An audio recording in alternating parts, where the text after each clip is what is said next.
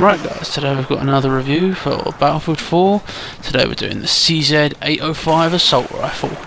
The real gun is manufactured by a company called Czech in Czechoslovakia.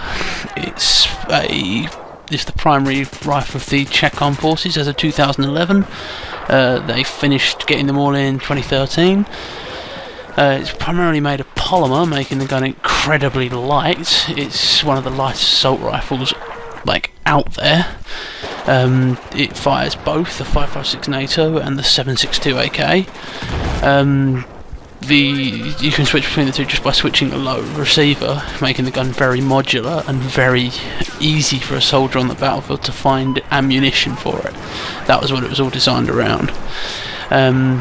It can use the Stanag magazine found in the M4, the M16, and the L85, and the G36 style magazines, which is slightly wider than your ordinary Stanag mag, because the G36 is a different receiver. It can also, with obviously the change of the lower receiver, it can fire the AK mags, which provides it with a very good platform. But anyway, on to what its stats are in Battlefield 4. Stats coming from Synthic.com, as always. It's got a 700 round per minute rate of fire, which isn't bad, but it will let you down in CQC against the high rate of fire guns like the SR2, the FAMAS, and the AEK.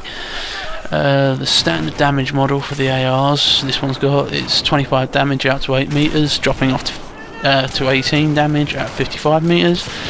Which means you don't do a lot of damage per second, but because the first shot recoil is quite low at range, you can just tap fire and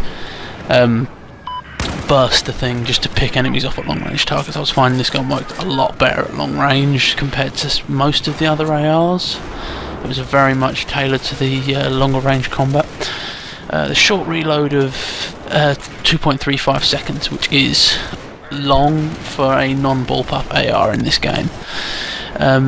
It's in the same league as the AUG and the SAR, which is not great for the gun, but its long reload is only 2.9 seconds, which is actually the third fastest of the ARs, behind the M16, and I don't know the other one, but it's something like the M16. The horizontal recoil is only a 0.05 left and a 0.35 right, which makes it very predictable. It always goes, when you fire it, up and to the right, which means you can drag it back down and keep it under control, meaning that the gun is incredibly good for that. 0.29 vertical recoil, not bad. It's sort of like a mid-table in that respect.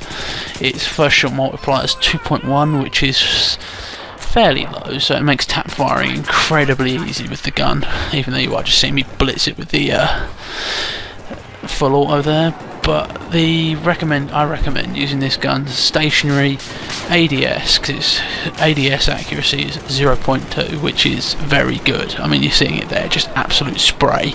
It does not deviate, basically. You can just continue to hold down the trigger and absolutely kill people with it. The attachments that I used on the gun depend on what I was going for. If it was more the burst fire, accurate long range marksmanship role, I was using the angled foregrip, just so that it reduced that first shot multiplier down, so that when you were tap firing you could keep it on target perfectly. Worked a treat for me. I used a range of one-time sights, because I didn't actually get my favourite, the Czech, until I'd got 410 kills with the thing, so by that point I was pretty decent with the rifle. I chose the magnifier just because I like it. It keeps the gun more accurate, and magnification at range. I used the compensator just to reduce muzzle drift for the longer range shooting.